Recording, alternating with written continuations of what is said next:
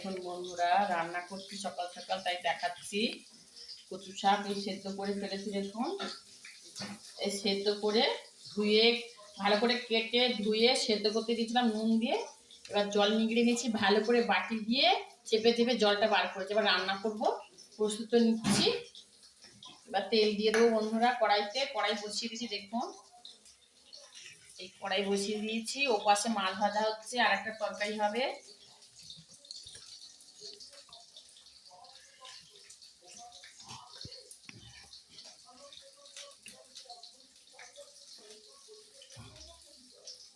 এই তেল দিয়ে দিলাম।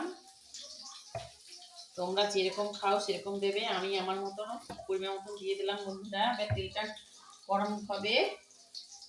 এই গরম হয়ে গেছে, কেন কড়াই আগে থেকে বসিয়ে দিয়েছিলাম। কড়াই গরম হয়ে গেছে। সরষের তেলটা দেখুন জল সঙ্গে সঙ্গে নড়ে যাচ্ছে।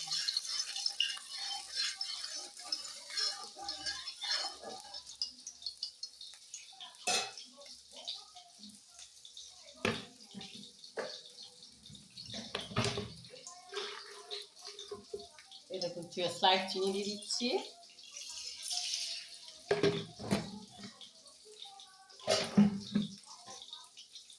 এরপর দিয়ে দিচ্ছি কালো জিরে। কচু শাকে কালো জিরে দিলেই রান্নাটা বেশি টেস্টি হয়। এই দেখুন, অনেকটা দিয়ে দিচ্ছি কালো জিরে।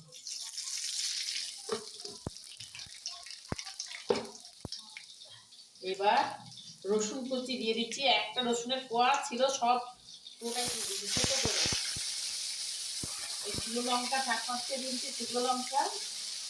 এই তেজপাতা 4-5টা দিয়ে দিলাম, দিয়ে নেড়ে দেবো। এবার গ্যাসটা সিম করে দিলাম।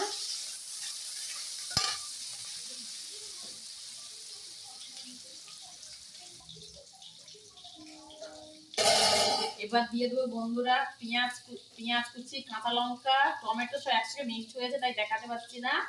একটা টমেটো দিয়েছি বড় দেখে, দুটো পেঁয়াজ দিয়েছি কুচু কুচু করে, 10-12টা কাঁচা লঙ্কা চিড়ে দিয়েছি। এই দেখুন চিংড়ি, এই চিংড়ি দিয়ে দিই, সব একসঙ্গে দিয়ে দিলাম। দিয়ে ভালো করে নাড়বো বন্ধুরা। তার সঙ্গে সঙ্গে একটু স্লাইড লবণ দিয়ে দিচ্ছি। এখন ফোড়নের মধ্যে 1 চামচ দিয়ে দিলাম। আর একটু হালকা করে তেল দিয়ে দিচ্ছি, নাড়ছি। দেখুন বন্ধুরা, গ্যাস একটু সিম করে দিয়েছি। মশলাগুলো ভালো করে কষাবো। কচু শাক সেদ্ধ করে যে জলটা বের করে, জল কিচ্ছু দেবো না, ওর মধ্যে জল শুকাবে আস্তে আস্তে করে।